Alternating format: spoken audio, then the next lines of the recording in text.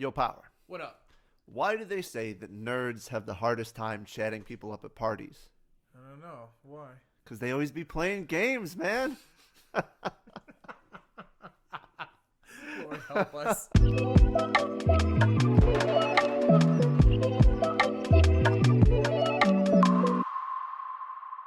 You know,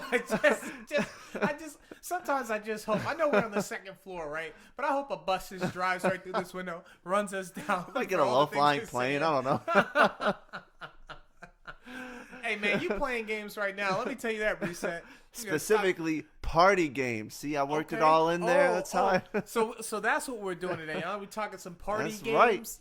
Right. All But before we fair get enough. into it, we do have a little housekeeping, especially this week. Mm-hmm. With the holidays coming up, we are going to be taking a bit of a break. Yeah. So we'll be we're releasing this on the 21st, I believe. So for everyone listening, we will be off for the next 2 weeks to celebrate the holidays, spend some time having fun, create some new content, do a lot of that. Absolutely, we're gonna be burping up. We're gonna be drinking. We're gonna be sipping on eggnog. We're gonna be with friends and family, and you know, I hope you all are too. Yeah, hope you all have a good time. Play a lot of games on the Yes, break if you have one, hopefully. Play And some we of will these be party games. Yeah. You know, hey, why not? We will be back with a brand new season of Power and Reset on the 11th of January.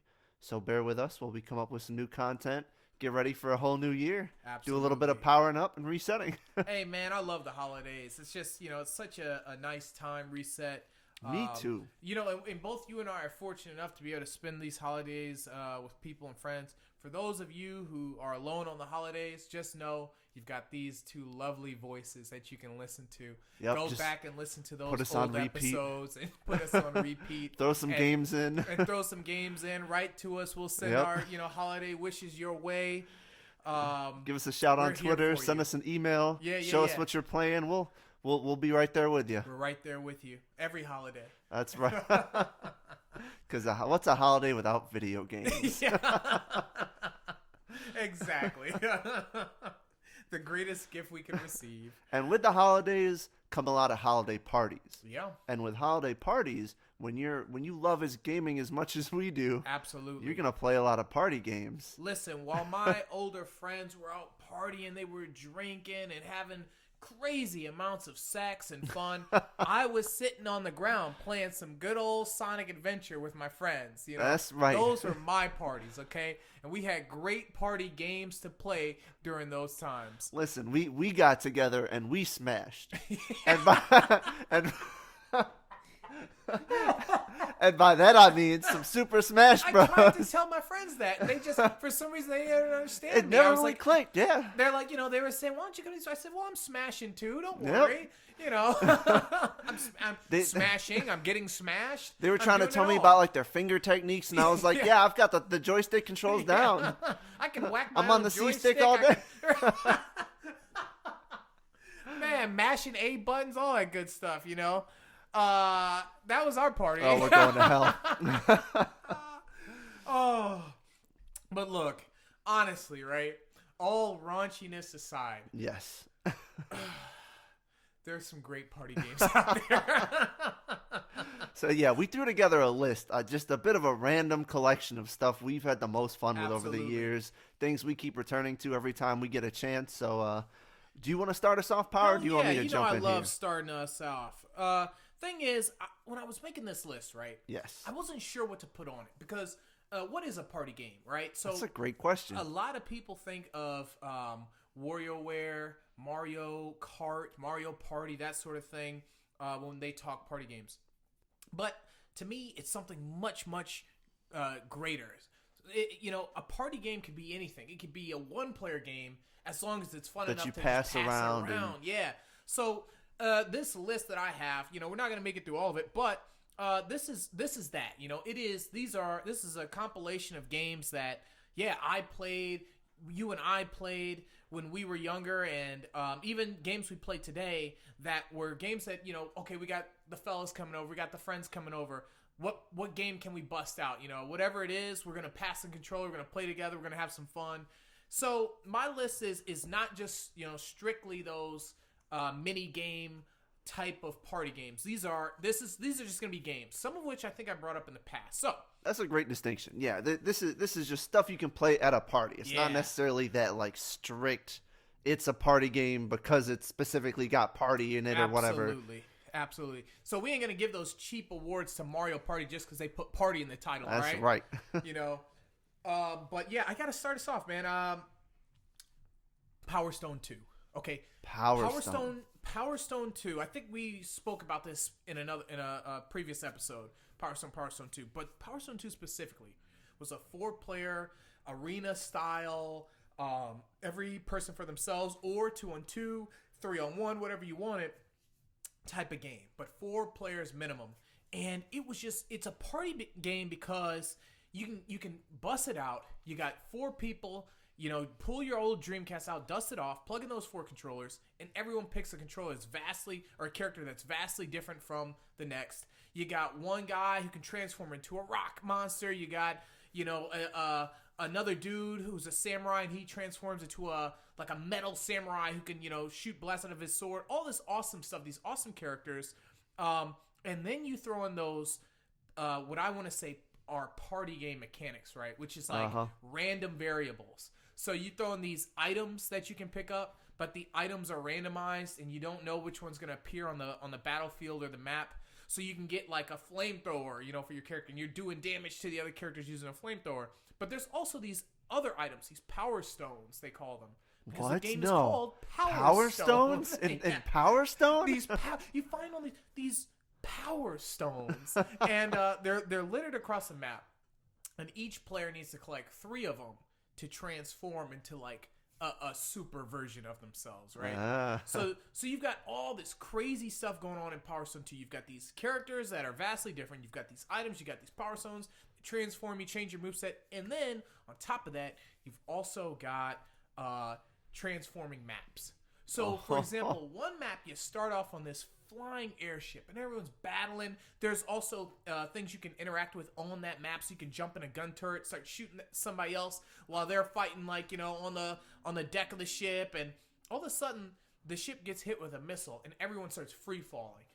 And so you're falling through the air, but you're still fighting. Still battling. You're trying to hit the other opponent. You're trying to knock them unconscious so that when they land, they just smash into the ground, and eventually you do just that. You smash into the ground. And when you do, you take fall damage, Or maybe while you were falling, you were able to snatch an umbrella, out the destroyed ship. And so you're just gliding down. There's so many fun little party mechanics that are in place. So it's not about memorizing combos so much as anyone can pick it up. Anyone can do some goofy stuff and have a lot of freaking fun. So Power Stone 2, definitely, if anybody has a Dreamcast, find a way to play that game. Classic. It's also on PSP and PS Vita. Oh, really? I did not know that. Mm-hmm. See, because I remember I didn't have a Dreamcast back in the day, so I would always come over to your place, Power, and we would boot it up. And the coolest thing to me was always those maps. Because I was coming off, games like Super Smash Bros. And things like that, which were all like 2D in the sense of movement. It was, up, down, left, right.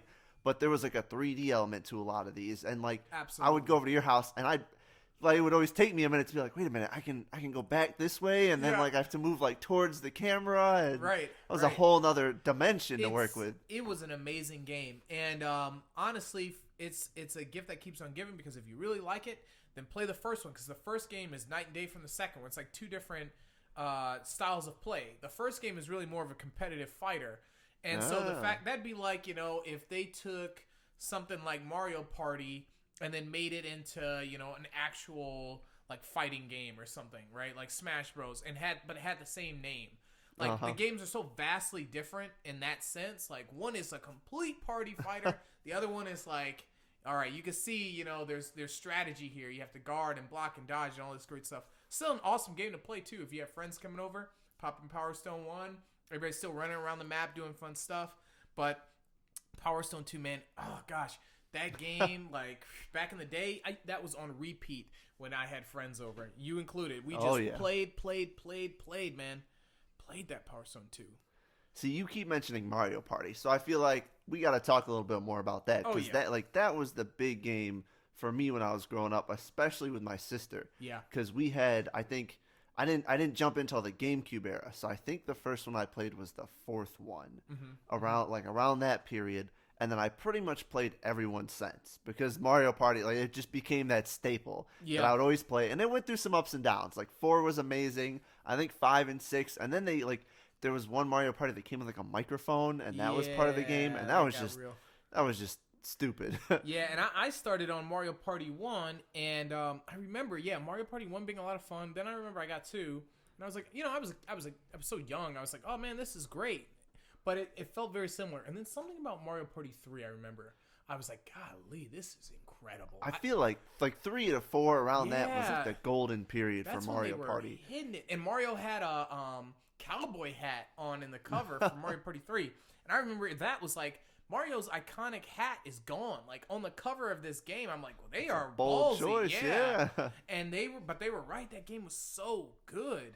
Yeah, and I loved, and especially because we just played the newest Mario Party Superstars, which is a callback to some of like the first Mario Party. So the maps are basically like modernized remakes of I think the maps from like the first 3 Mario Party games. Yeah. And then the mini games are just kind of a greatest hit collection from the Mario Party series. Right. And some of the most infuriating, entertaining mini games, and then the classic Mario Party experience, which is on par with Monopoly for destroying controllers, friendships, TVs, and more.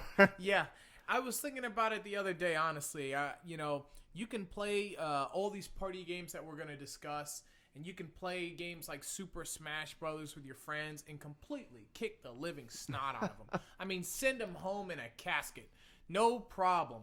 And your friends will still be like, all right, see you later. But when you beat down your friends in Mario Party, that's when it hurts. And there's something about Mario Party, and it's akin to that moment in a Mario Kart game where you are in first place, and then you hit with like 5, like you hit like blue shell, bomb, explosion, and you watch as you were just like 3 inches from the finish line, and you just get bop, bop, and then you finish last place. And that is Mario Party in a nutshell. Because that is a game, unlike Smash Bros. Or something, where you can be so good, you can just run train on everybody with like any character. You've just gotten that game down. With Mario Party, you could win every single mini game, and then just in one turn lose all your stars to the player in last place or something. Right. Somebody steals a star, they land on a rival's space, now they're yanking a star. You owe money, so you can't afford any more stars. It gets so... It is a game that is as much about luck and just like plotting for the perfect moment to screw somebody over. Absolutely. And it's funny you brought up Mario Kart. That was actually, of course, on my list. Mario Kart 64 specifically being the one that was the OG party game, right? Up there with I think Mario Kart 1 honestly was more infamous for me than Mario Party 1 because you would get in that battle mode, right? Oh, yeah. 4 stages. Red block, green block, blue block, yellow block, right? Everybody had a block, everybody had a color. You go around and you busting each other's shells wide open, right? Because everybody had a balloon, and, you go around, you get the banana trail, you get the red shells, the green shells, and what you were trying to do is hit the other opponent with any of those items. But the controls were such garbage, right? This is N64, so it's not like you're playing Gran Turismo or Forza. No, like this was like hard work. Just you knew what you wanted to do, but doing it was a whole nother story altogether. And so by the end, what it would always come down to, every match ended with this: you start with 4, comes down to the last 2. Somebody's got a trail of bananas because they know those bananas are going to be the thing that protects them from those shells. The other person, and this is the winner, has nothing but shells. The reason being, all they're doing is firing every shell they can and ricocheting it off the walls. So that way they bow, and they go to that second floor, and all you see are these shells bouncing around. So the person with the bananas is driving on the first floor trying to dodge all these shells that keep bouncing around while the other person's just standing there looking at the top of the mountain watching it happen. And that game, too, was one of those ones where you would be winning. I've got my 3 balloons. They've all got 1. And all of a sudden, you get popped one time. But the thing is, that animation stun locks you. So by the time you're unpopped, somebody's sitting there ready to pop you again with 3 more shells. But an original great party game. All the way through. Mario Kart has been pretty great all throughout. Every Mario game has its downfall. I think Double Dash was kind of the one where people were on the fence around that time. But yeah, I think like Mario Kart 6 or whatever. I feel like was Yeah. around like where I kind of fell out of Mario Kart. Like Right. I played the one for Switch, which is I don't know if that's 8 or if that's just I like think it's Mario 8. Kart now or whatever. But Yeah, I think it's 8. I have that one too. And just like this new Mario Party, Mario Kart 8 brought it full circle again. They started bringing back old maps with new graphics. They figured out, what was like good about the formula, what they need to get rid of. We got the infamous Angry Luigi meme, which if you haven't looked that up, look it up. It's the funniest thing. It's when Luigi. oh yeah, I forget who's driving. I want to say it's Toad or somebody is cruising along, and he cracks him with that red shell. They show in slow motion Luigi turn and look at him. just drives this is by. All in, like this is something Nintendo crafted. But they made him look like he was the devil. The way he looked at this this stone cold look, just a killer. side glance. The persona dropped. Okay, we know who Luigi really is now. All right, he's a killer. All that rage at being Yeah. second to Mario just Right. in an instant. No more Super Mario Bros. Nothing. So we got some good stuff out of that. But yeah, Mario Kart, man, really, we could talk Mario all day because all those Mario games, even Super Mario 64 and Super Mario Bros. On the SNES, and all those awesome games I would consider party games. Where you pass the controller around, you just see play how those far levels, somebody can pass make it around. Yep. Yeah. Mario really is the king of party games. There were a couple other fun, I guess, around this time, like fun arena games. Fusion Frenzy being the one that I For remember, sure. which Yeah. was the Xbox response to, I think, like Mario Party and Absolutely. some of these other games. And Yeah. it was just a similar, it was like 4-player. You could pick these weird characters. I don't think they had any difference. They just like looked different. And they, but and then, they sounded different too. Some were annoying, and the other ones were God. annoying. but it had a fun roster of games. Yeah, for that sure. you could really just get into some really equally aggravating and satisfying moments with that. Absolutely.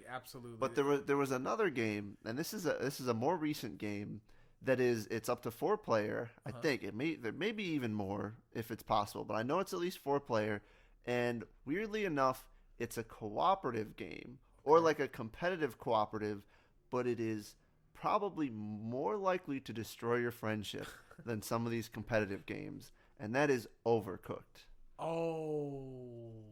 Which, have you ever played Overcooked, Power? Yeah, I have. I thought Okay. I played it with you, but maybe not. So we've had I've had it on the Switch and I've had it on the Xbox. Yeah, I played it with you. And Yeah. we've played a couple. And so this game, if you haven't played this game, definitely. I mean, I think it's on like Game Pass. You can get it for pretty cheap on various different consoles.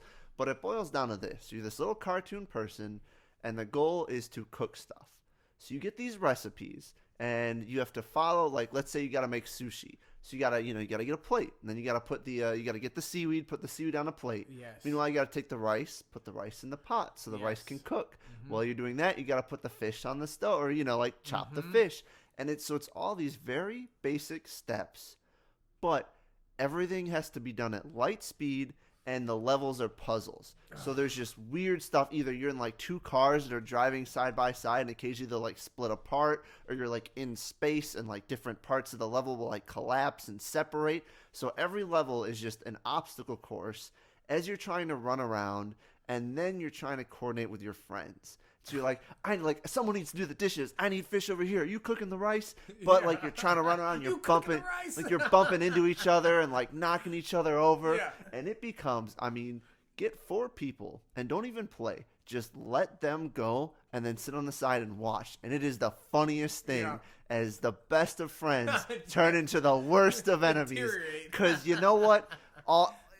You will discover with this game, all your friends suck. You're like, and you are the only smart one, and everyone else is like, "What are you doing? I need 2 rices. I told you to do this. I'm over here doing this. Why aren't you doing?"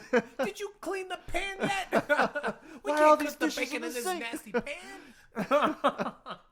Yeah, I recall playing that game, and needless to say, I am no chef. Oh man, so many good ones, man. So many good ones. I'm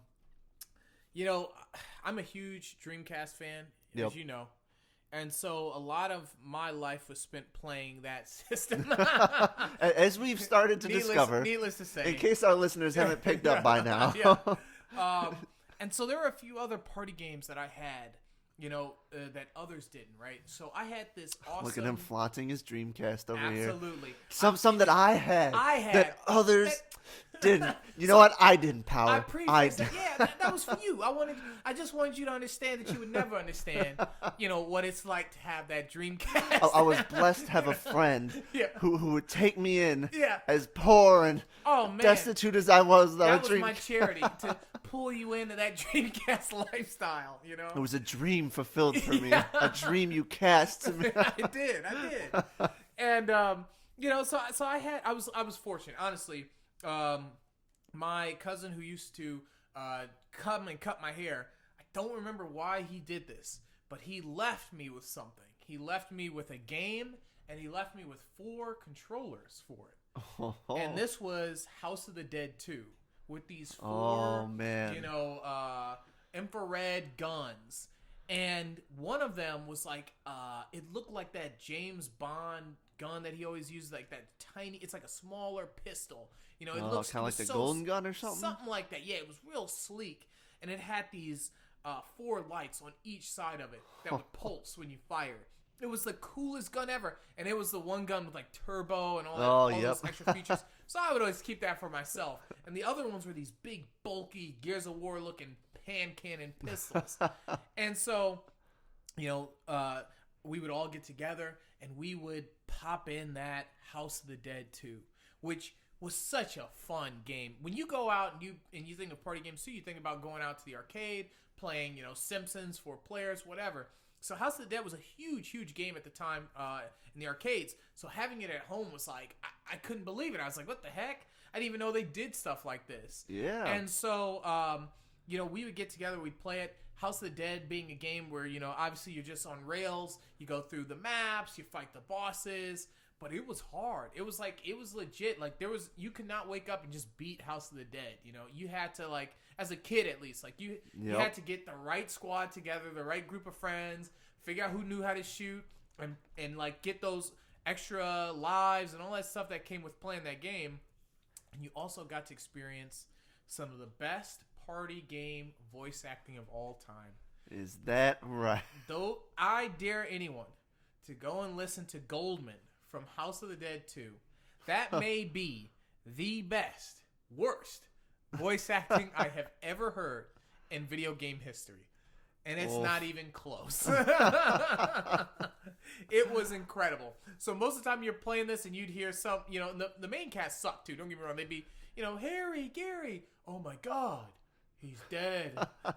All the lines were so awful. There's one guy in the first map, he comes out, he's like, help me. And you see he gets hit by the zombie, and the death wail is something like, wah! Like everything's... So you're sitting there by the third playthrough, after you've already lost, you're shooting them. You're just shooting these people to shut them up as soon as you can. You don't care if you lose a little, heart or whatever, a flame. You're popping them anyway. But House of the Dead 2 was so good. Man, you know what I never understood, and people have explained this to me, and I still don't get it, is how that technology worked. With those old, because, they, like, Nintendo had it with the old, like, Duck Hunt thing, and then the Dreamcast had it with these guns, and I still don't understand, because you didn't have to put, like, anything out. There's nothing you had to, like, attach to the TV, like, with the, like, Wii sensor bar. Like, you would just point at the TV, and it got it. Like, somehow it knew more or less where you were pointing. And I still, even after, like, Googling, how did this work, I still don't understand. It is black magic. I don't get it. Because it would register where, where you're aiming on the screen. So it's like, it just seems like it had to be more complicated than what it was, know? If you pop a zombie in the head, their head exploded. If you popped them in the arm, their arm busted off. It read it. How could the system talk to the TV, and the TV also knows that this, it baffled me, man. I didn't ask those questions, okay? I was Harry. I had my deputy Gary, and we were busting our way through this House of the Dead. Yeah. Man, I'm glad you brought that up, because I totally forgot that I used to have all the Time Crisis games. That was the same, like, Similar style, same you'd have in the arcades. You would get those guns. Yes. I half the time I didn't even have the guns, so I had to use the controller. Absolutely. Which was an interesting experience with a shooting game. If you try to play Time Crisis with a controller, you might as well just pop that second one out. All right, you're not having any fun doing that. Man, those games were fun. So much fun, man. Along with House of the Dead, I also played another game on Dreamcast, obviously, and that was Sonic Adventure 2. Again, I think we spoke about Sonic Adventure 2 in a previous episode. Go back and listen. But Sonic Adventure 2 was a party game for me because you had multiple characters, and each character had a different play style. So one character is race through the map, point A to B as fast as you can. One character is battle your way through the map, and another character is like a scavenger hunt.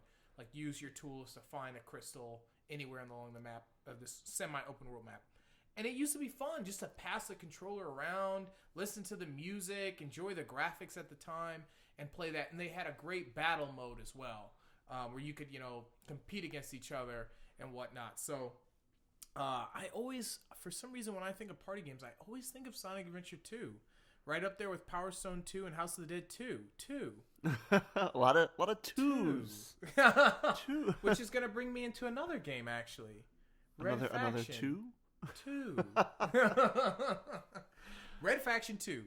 This game is a party game for a different reason, right? Also, when I think of party games, I think of games with modes that the player can customize. Okay, so again, Super Smash Bros. Allows you to pick how many lives. You can put handicap damage on. You can adjust how hard somebody flies away when they get hit.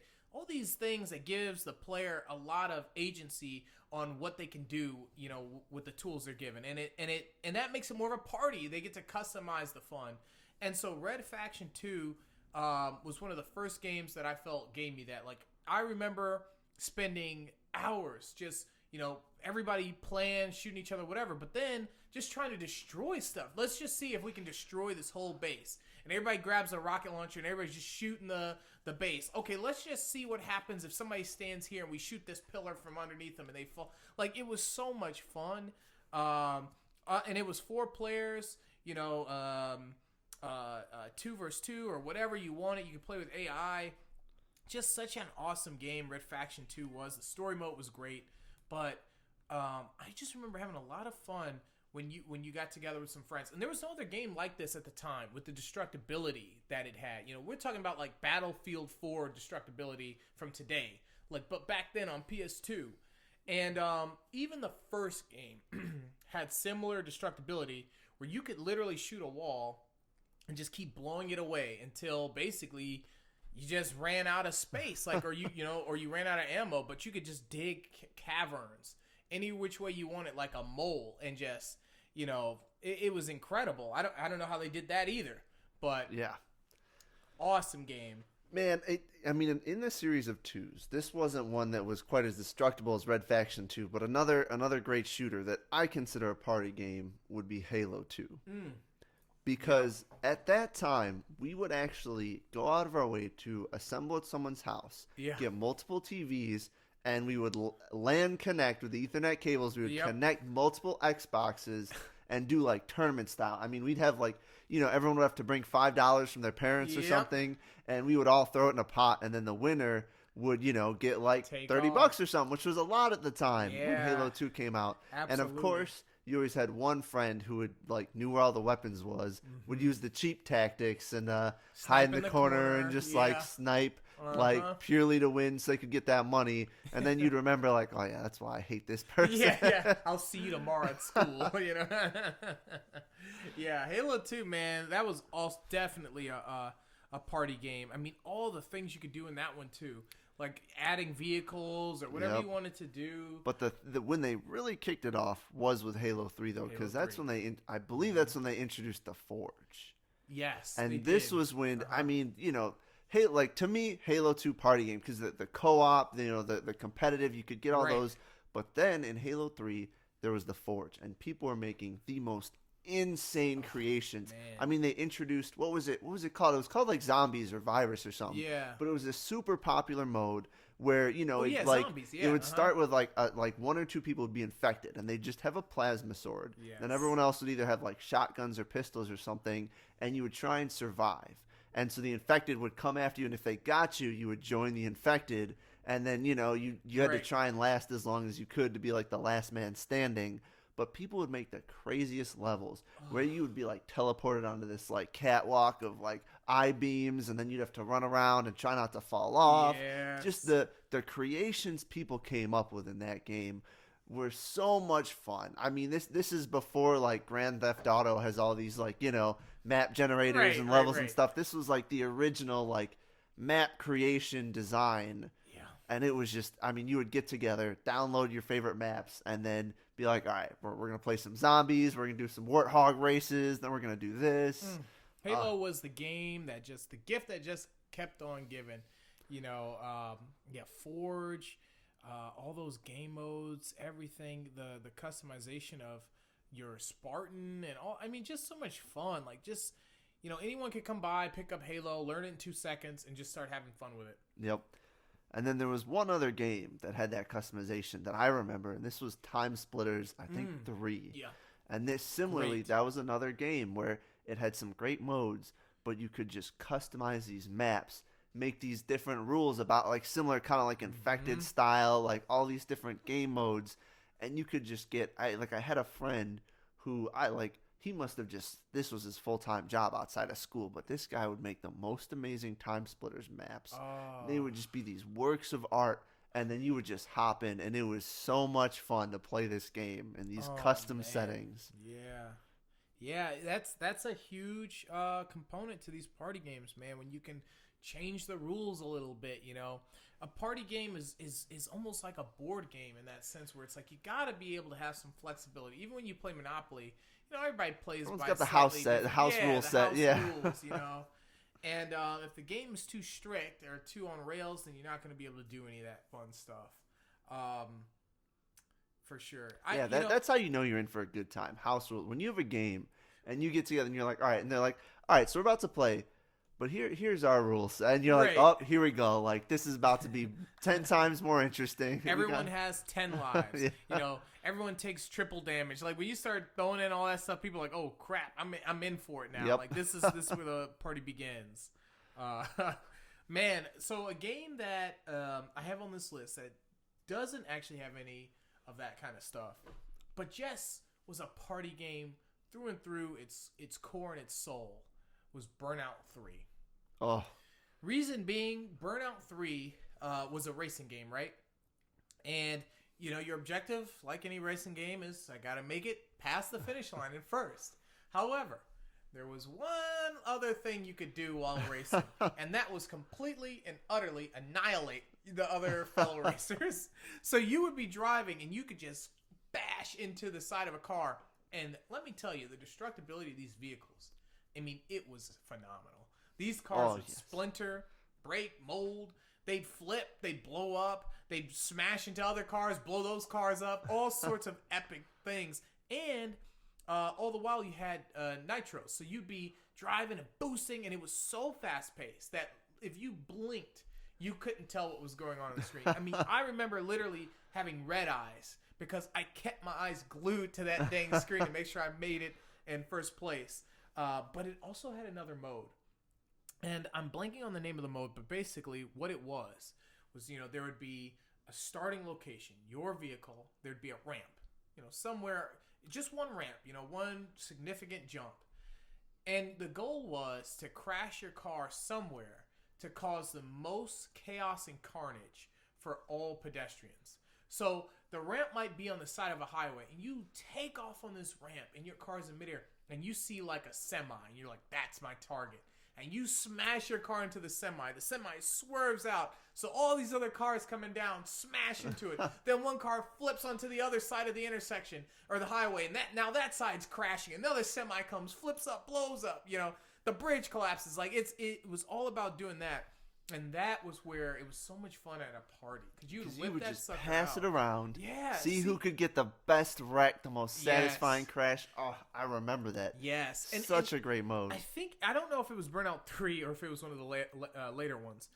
But in one of them, and I want to say it was 3, there was even a moment where depending on how many cars you got, so let's say you smash your car, into something, your car's flipping in the air, and all these cars are crashing. Depending on how many additional crashes, you then could activate a button that would explode your car wherever it was, causing even more chaos and sending even more cars flying.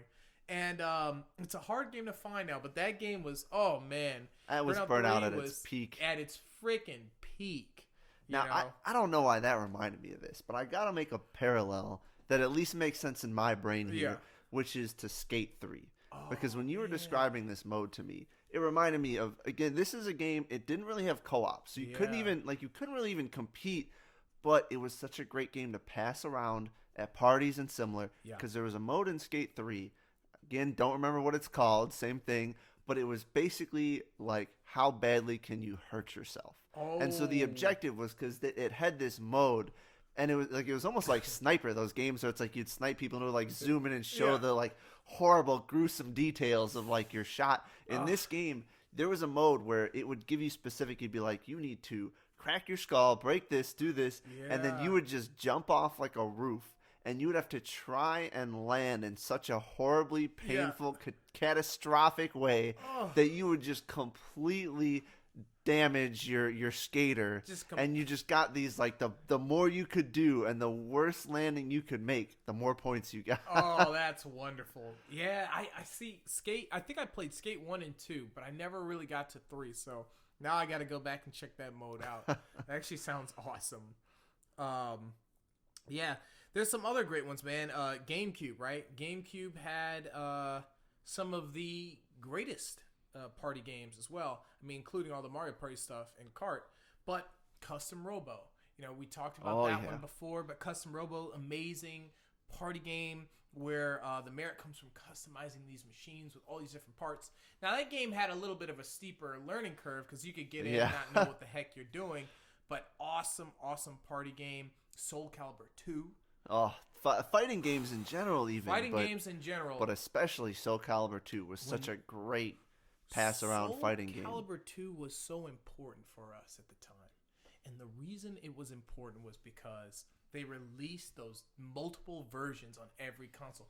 If there was ever a game for console wars, it was that game. Because every single console got a specific character.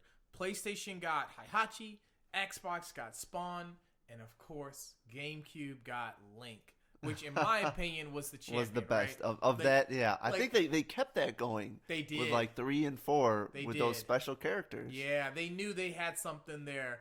And but I remember when that dropped, going to school and everyone had it, but everyone had a different version. It's like, what version you got? What version? And everybody was competing who was the best character. And the only thing they could do with that series now is bring it back, give us all the characters in one, and just have it so that we can finally have a tournament of those 3 characters alone. To see which one is truly the best. Which one really was the best.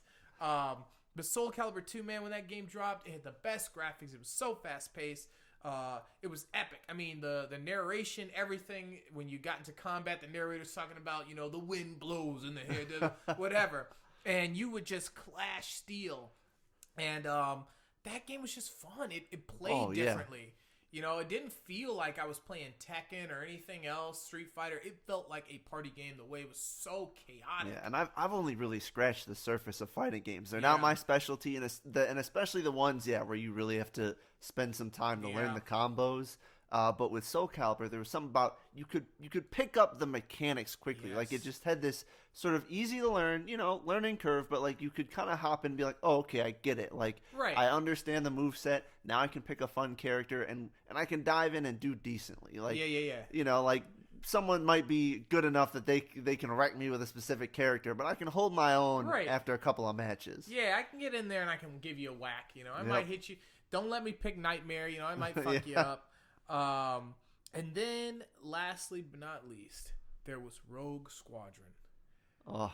Many, many, many days I spent with friends, including you, playing Rogue Squadron. Reset, do you recall how hard this freaking game was? Do you remember how hard playing Rogue Squadron was? Oh, man. It was like, I remember there's a mission where you have to, like, destroy the Death Star. And I think it's Rogue Squadron 3, I want to say, was the one that we got on GameCube. And you had to shoot this, do the whole scene again where you shoot the little missile into the... And I just remember it being impossible. Like, always getting close, then getting blown up by some turrets or whatever. You stray a little too high. But then when you're flying through the Death Star, you have to dodge all the pieces of the Death Star. So you're ducking up, ducking down, left, right, to avoid all the, the infrastructure of the Death Star. But you make one mistake, pow, you smash right into it, and you're dead. Yep. And I just remember it being, the graphics were incredible. You had a cockpit mode. The sounds were incredible. It was accurate to the story, but it was also impossible. It was so rewarding when you finally got it, but it was one of those games you just had to grind again and again. Yes, and I don't remember if it was that one or one of the other Rogue Squadrons, but was it like there was one of them that had the infamous Hoth level where you had to take down the AT-ATs, the AT-ATs. Mm-hmm. You had to launch the grappling hook. You had to rope around, and you would like if you messed up your curve at all, it would like we broken the cable. We got to go around and try again. And you'd be like, I think you get like 2 or 3 shots before you would just get damaged and reset. Chaos, man. And you had to take them both down, I think. So you got the one, and you were like, yes, all right, like I'm halfway there. Let me just get, and then you'd crash and blow up on the second one. Have to restart the whole mission. Yep. It was some BS, man, for sure. And it did have those cool ground levels, where you're running around with the blasters. I remember that was cool. Yep. But it was a nice game. It was even though I couldn't get anywhere in it, it'd be fun. Like somebody would come by, you're like, all right, let's try this. You plug it in, you play it a few times, you're having fun. It's simple to just get into it and go see how far you can make it, which isn't going to be very far, and then take it out that GameCube. All right, now I got to talk about a game. This is a bit of a different direction because you couldn't just plug in, hop in, play this one. Oh. You had to go into your storage unit, bring out all the pieces, set them up, make sure they all had batteries, get everything ready, make sure you hadn't lost the drumsticks or something along the way. Because I'm talking about Rock Band. Yes. One of my favorite party games. Yeah. Which I'm so sad that the whole genre has just kind of stalled out a little bit. Yeah. Because at its peak, like Guitar Hero started it all. Right. First was Guitar Hero, and all my music friends love this. Like I just I was a video game guy, but I was like, this is more for like. I kind of brushed it off at first. I was like, this is more for people who are like music people who are like hobby enthusiasts into video games. Absolutely. And then finally, I played it at a friend's house. And God, was this game fun. Because you just, you had this guitar with these like 5 buttons on it. And you just had to like strum with the button combos to all these great classic songs. Yes. And that started it. And then Rock Band took it to a whole new level. Absolutely. Because they gave you a microphone, drums, and then they started introducing. I mean, they had like the keyboard piano that and on hard mode. They that had thing, the like DJ Hero. you had to actually be able to play piano. Yeah, they had the DJ Hero set where you could actually scratch. You had the buttons and the like turntable to scratch the records. It got ridiculous. It was so much fun. I still have a DJ Hero keychain, matter of fact, from playing that game. But it was so fun because you would just bust out, and if your friends were like, had never played it, fine, because each person could choose the mode. So you could be on easy, and easy was easy. There ain't no way. You were really just there to enjoy the song. Right. You would hit one note and be like, hit the note. You couldn't for fail the next anyway. 5 seconds. Yeah, play the note anyway. Like it was like. Or you could be on expert, which was probably harder than playing the actual instrument. I mean, like on guitar, you were like your hands were moving faster than like on a typewriter in a courtroom. Like if you were on drums, you felt like you were actually on stage. Just it was always easy to tell who was doing what. Yeah. When you walked into a room, you would see somebody half asleep. Oh, they're on easy. Then you would see somebody playing and they're looking kind of cool. They're showing off. And you're like, that's medium or hard. Yep. Like, obviously, they play a little bit of this. They're in the groove. They're moving like it's a real guitar. All right, sit down, champ. And then you saw the person who was sweating, had blood red eyes, was losing like their teeth in mind, and they were just all you saw was their fingers, and you're like, oh my god! It was pure survival at that point. It was pure survival. You'd be like, hey, how's it going? And they're just sitting there and screaming like, they couldn't even see out their peripheral. That's how like tight their eyes were on that damn thing. And then there was one other level, and that was the person when you walked in. You looked at him and you said, "Oh, hey, how's it going?" It's like, "Hey, how's it going? You know, how you doing?" And you go, "Oh, I'm sorry, you're playing Rock Band." And they go, "Oh, don't worry about it." And you look at them, and their hands are moving, but they're not even looking at the screen anymore. They've transcended to some god tier mode where they're just like, "Oh yeah, man, don't worry about it. Get something to drink. You want to eat in the kitchen? Or something? Here, I'll go make you a sandwich. Aren't you playing the game? Yeah, I'll play with one hand. Don't worry." It was ridiculous. They have like their toes strumming. They'd still be going with like one hand. I mean, there are They're some playing people both guitars out at there. the same time. Yeah, they can play that better than they can play a real instrument easily. You know, if they could play guitar, they play freaking Rock Band better. So, awesome game. One of my favorite memories of any of those. I can't remember if it was Guitar Hero 3 or Rock Band, but I remember just walking into a GameStop one day, and I had Guitar Hero 2 and 3, and 3 is the one I fell in love with. 3. I thought I could play guitar at that point. And I never had Rock Band. But I remember it was Rock Band then. I went to a GameStop and I saw a group of people standing in front of a screen, and I was like, huh. And one guy had the guitar, somebody else had the bass, somebody was playing the drums and the mic, all in a GameStop. And I was like, this is insane. I was like, I went in there and I thought to myself, this is absolutely nuts. Like, these games are bringing in random people and they're playing music together. Like, this is the coolest shit ever, because like you get this high quality music that you get to listen to from the Beatles or whoever the hell, and you get to also see like people performing, like they're technically performing, even though they're not really singing the song like they would, or not really they're still up there like banging the drums and doing this in a game store. And it was so cool because they were all random people. They were all just like trying to try it out, and it's like one of those lost art things where it's like, man, what happened? Yeah, and this will always be one of my biggest regrets is because I had all the Rock Band games. Like, I had access to the DLC, I had most of the songs, and I had the good set of wireless instruments. So I think this was like second or third generation, where they had basically like because they'd come out with the instruments and then they re-release like better versions. Right. And so I had like the styled looking guitar with the fake wood on it that had the really good like feedback. Yeah. I had the wireless drums kit with the cymbal attachments for it. I had the piano.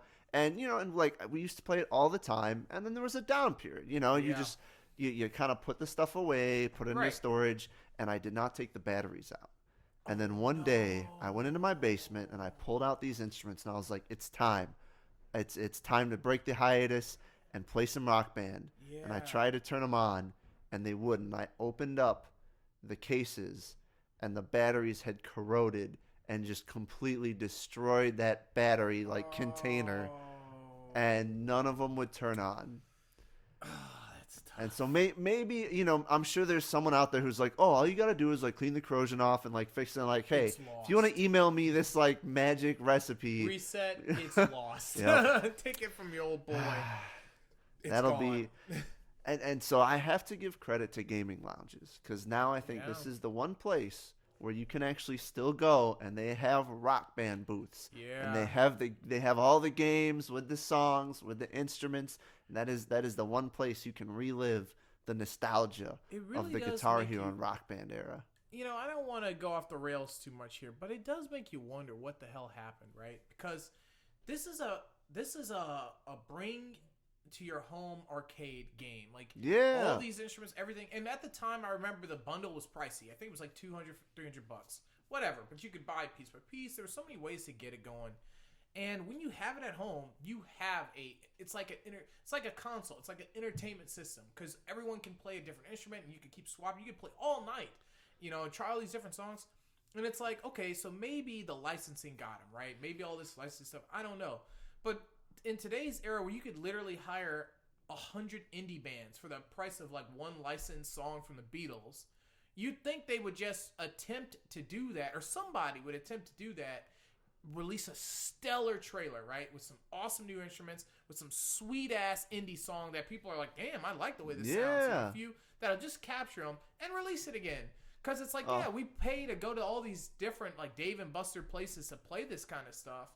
And it's not necessarily that like, oh, well, I just don't want it at home. It's like you said, like, you play it and then put it away, bring it out, put it away. But somehow, like, it has been like literally erased. Like, there are no competitors in that market. There's no virtual instrument market right now.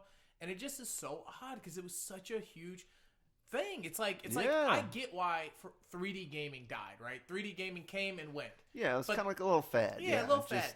But this was like something that, like, why didn't this linger? It didn't seem like a fad. I mean, it's music. It's, you know, and it was just such it was such a great party game. I mean, it Yeah. was so like it's Yeah. up there with some of these others we've talked about, where you could have this set, you could have Yes. the instruments out, and it was so perfect because Top-tier at party any game. time people could just pop in. You add the instrument, Yeah. set them on whatever difficulty they want. If they want to go, they can go. If they just want to jam and have fun, Exactly. great. Then they're like, I'm done after this song. Swap out with another person, drop the instrument, whatever you wanted. But it was just such an easy, fun party setup. People still pay to do karaoke and all this Yeah. stuff. You could combine the two, because basically you have a karaoke machine with any of these consoles now, and you get that nice high quality mic with the Rock Band or whatever, and you could just go, like, there's so much potential there. And it really is, like, as we go through these lists, it may be the king of party games in terms of our history. Like, Yep. that was a wave. Like, Mario Party's still here, obviously. Mario Kart and all these other games still circulating. But that was like living through a time that, like, I can't even explain to people. Like, you would see everyone playing Rock Band. You'd hear it upstairs from your neighbor, somebody stomping on the drums up there, and it wasn't even the real drums. Yeah, it was just that little pedal. It's that pedal. So it's like, it is crazy to think, what happened. That was a party game. Yeah, if anyone ever, like you say, if they ever came out and they were like, okay, we're just gonna use these indie musicians and we're gonna hire to make the songs for this under a contract deal that's like, this game owns these songs. Yes. We don't have it's a one-time fee. We are not paying you licensing. Right. It is just like, we own this. And like, if they were just those songs, not even hits, I would buy it in a heartbeat. Absolutely. Just to have Me a too. modern rock band. Yes. Happily. Man, Rock Band. Wow, what a walk down memory lane for that one. Yeah. With that, I got some other games. Perfect Dark. Was a great party game. There's a game called Zombie Revenge, which is like a beat 'em up game. A lot of games, but nothing quite hits that Rock Band peak. However, there is another arcade game that is a great party game. I bought a anthology of it, as a matter of fact. Metal Slug. Metal Slug. You can't go without talking party games and not talking Metal Slug. Because Metal Slug is a great 2D side-scrolling, fast-paced action game where you're playing as these goofy characters. I think one of them's name is Marco, and he's running around with his bandana eye patch, firing off. You fight actually, technically, you're fighting Nazis, but they changed the symbol slightly. And the villains are using all sorts of shit. I mean, they've got aliens, they've got experiments like giant crab-like creatures, and every single game, because it's something like Metal Slug 1, I'm going to say through 5. And every game gets more and more insane. I mean, you go from just fighting along beaches to fighting in space, and you're just... But it's so much fun. The map, the levels are probably like, you can play each map within 10 minutes. So it's a good pick up, sit down type of game. Somebody dies, pass the controller. Yep. Old school, Metal Slug started way back, I want to say on the SNES or something like that. It's an older game franchise, but just a great retro party game. If somebody's looking for some retro gaming, you know what I mean? Real retro. Man, I just have one more to add to this. I think that I would argue could be up there with Rock Band, just in terms of a game that hit the mainstream. And the reason for me is because this expanded beyond even like gaming circles. This was so prevalent, was Wii Sports. Which I really wrap in with the Wii in general as this party game, because this was at the point, I mean, you couldn't even get a Wii for the longest time when this thing came out. It was so popular. But this was the point that, I mean, this was in, retirement homes, schools, offices. And it was just Wii Sports. It was the free game that came with the Wii, but it just had these mini games that, with that little Wiimote and that dang sensor bar that you had to stick on the TV, were so addictive. Because you had the bowling one, I think. There was archery. I'm trying to remember what a couple of the baseball, boxing, tennis. You know, it's funny because you're absolutely right. The Wii Sports wave was just as big, if not bigger, than Rock Band. I mean, it was right up there. They were both on the news. It was mania. And I remember to get a Wii, I kid you not, and I may have mentioned this before, I slept outside of a Toys R Us during a snowstorm. I did. This is not made up. I lied to my dad, and I said I was going to stay at my friend's place. And that very friend also wanted to get a Wii. So we convinced his brother to drive us to a Toys R Us so that we could stay overnight, not to get the Wii, to get a pre-order. Because it was so hard to get those damn pre-orders back then. All we had to our names was $50, which I think was the cost of that pre-order. So we waited in this line in sleeping bags. Yep. And like we were not the only ones. This must have been when I was like 17, 16. I was so young. And we're sitting outside, and there are plenty of others going down the sidewalk of Toys R Us with tents and bundle coats, and it is snowing. Like, it is a blizzard. Like, they shoveled that one walkway, but that was it. The whole time, his brother must have been getting laid, because he left. He came, he had the car warm, brought us coffees, drove out. I don't know where he went, came back. And this is all throughout the night. He's not getting anything from this except cool points. So, anyway, by the end of the night, we're freezing half to death. We get in there, they give us a lot of numbers, and we get our pre-orders. And to get mine, I had to beg my dad to help me pay for that sucker. Because, like, by the time it dropped, which I don't even think was that far later, maybe a month or so. You had to come up with the rest of that I had to come cost? up with the rest of that dough. So I was sitting there doing any chore I could, and my buddy, on the other hand, just didn't get one. He didn't have any money, so he ended up selling that pre-order. I think he made a profit off the pre-order alone, though.